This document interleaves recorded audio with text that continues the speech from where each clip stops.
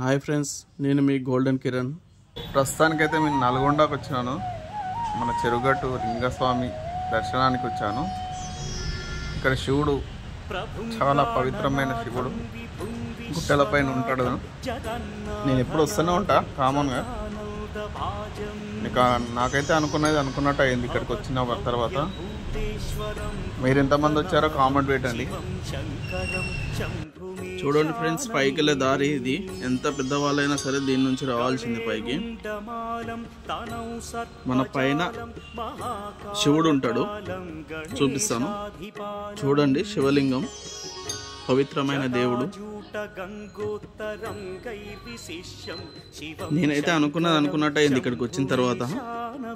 ఏ నొప్పి ఉన్నా, రోగం ఉన్నా, ఏదున్నా, చేతబడి ఉన్నా ప్రతి ఒక్కటి ఇక్కడికి వచ్చి మీరు అమాస నాడు వచ్చి నిద్ర చేసి దర్శనం చేసుకొని వెళ్ళిరంటే మీకు తిరిగేలేదు ఇక్కడికి వచ్చిన తర్వాత. అంత పవిత్రమైన దేవుడు. నేను నమ్మేది శివుడు, నా వెనుకున్నది కూడా శివుడే. చూడండి, ఇక్కడ అమ్మవారు కూడా ఉంటుంది, ఎల్లమ్మ. చూడండి, ఇక్కడే ప్రతి అమాస నాడు వచ్చి ఇక్కడ పాదాలు పెట్టించుకొని ఏదన్నా ఉంటే కోరికలు, మనసులో ఉన్న కోరికలు అనుకున్నారనుకో ప్రతి ఒక్కటి అవుతుంది. పాదాలు అయితే ఖచ్చితంగా పెట్టించుకోవాలి అమాస నాడు. ఏదున్నా వెళ్ళిపోతుంది మీకు. ఇది అమ్మవారు. కాలభైరవ స్వామిది కూడా ఉంది ఇక్కడ టెంపుల్. చూడండి, ఇక్కడ కాలభైరవ స్వామి. ఈ వీడియోని చూసిన వారు ప్రతి ఒక్కరు లైక్ చేయండి. టెంపుల్ గురించి తెలియని వారు ఉంటే వచ్చి దర్శనం చేసుకొని ఒకసారి వెళ్ళండి.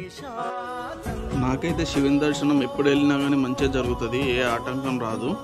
చూడండి, నేను లోపలికి వెళ్ళి మరీ అభిషేకం చేసుకొని వస్తాను ప్రతిసారి వెళ్ళి. దేవుడు నాకు ప్రతిసారి అవకాశం ఇచ్చి తన దగ్గర రానిక సహాయం చేస్తాడు. ఏ ఆటంకం రాదు నాకైతే. ప్రస్తుతానికి ఇప్పుడైతే మంచిగా ఉన్నా.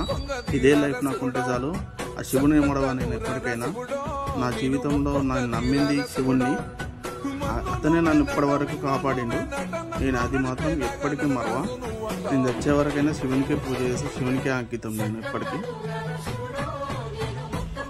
మీరు కూడా వెళ్ళండి ఫ్రెండ్స్, మంచి జరుగుతుంది. మీకు ఏమైనా ప్రాబ్లమ్స్ ఉన్నా కానీ మంచిగా అవుతుంది.